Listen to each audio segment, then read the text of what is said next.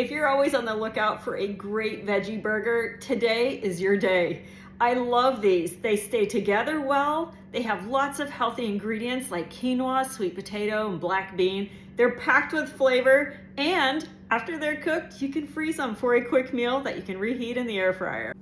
I'm gonna mix up the burgers in the deluxe stand mixer. This is some cooked quinoa. Now for this recipe, you need to make sure that you do follow the measurements, because if your mixture is too wet or too dry, it'll impact how they hold together. So your quinoa should not be soggy.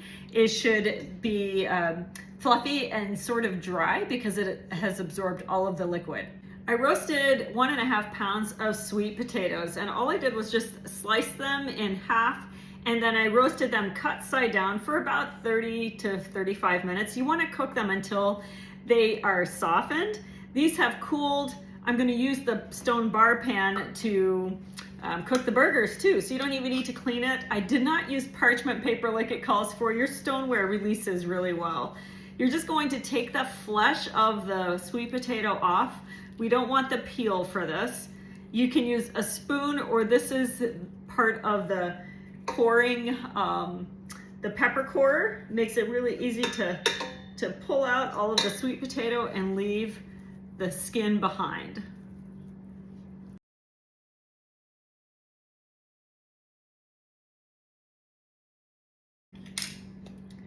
I have 1¼ cups of quick oats. If you're using rolled oats, you'll want to process them a little bit in your blender to break them down. And then here I've got some smoked paprika, cumin, chili powder, and salt for our seasoning. We'll add 2 cloves of garlic. These are big cloves, so these are going to be garlicky. Just press it right through the skin.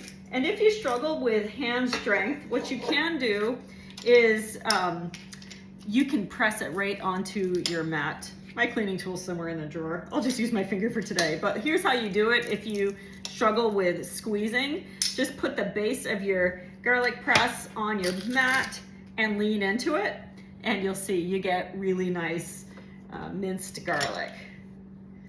All right, and then finally I've got some cilantro and red onion. I cut these up in the electric twist and chop to make it super fine. We'll put that in there. I said finally, but really there's one more ingredient. Black beans. You can use canned black beans if you want to.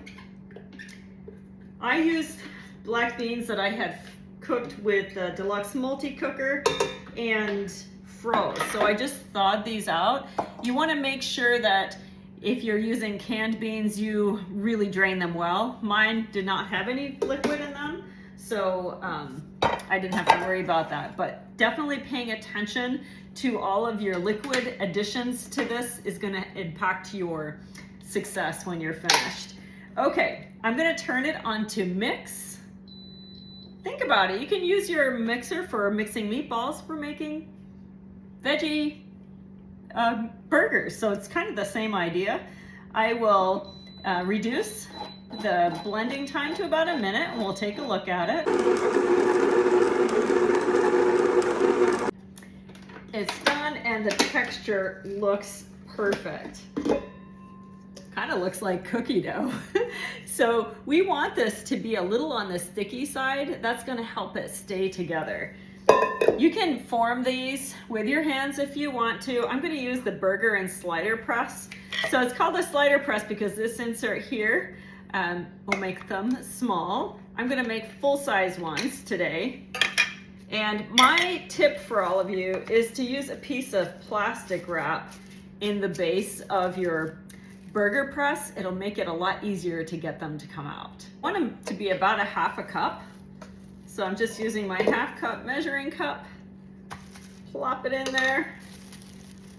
And then you want to make sure when you fold it over that your wrap goes to the edge so that it can fill up the whole space. Press kind of firmly. And then you've got this perfect shaped burger. Okay, look at that. I'm gonna make a few as sliders. I'm sharing these with my son and my little granddaughter is a year old, and this will be the better sized portion for her. She eats anything. I love kids when they're picky. On this pan, I'll make the little slider sizes. All right, they are ready to go into the oven. I'm baking at 400 degrees for about 30 to 35 minutes. And the sliders, they should take about the same amount of time.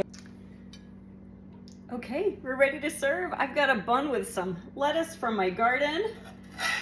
We'll take a burger, set it on top. Do you see how toasty it looks? Like, you can add some avocado over the top. You can add some pico de gallo if you want to as well. That burger didn't shrink. I added a little bit of broccoli salad on the side with our burger, and we've got a healthy dinner that is vegetarian. Now, the salad does have some dairy in it, but you could easily adjust that. This, though, perfect for a plant-based meal. I hope you'll give this a try.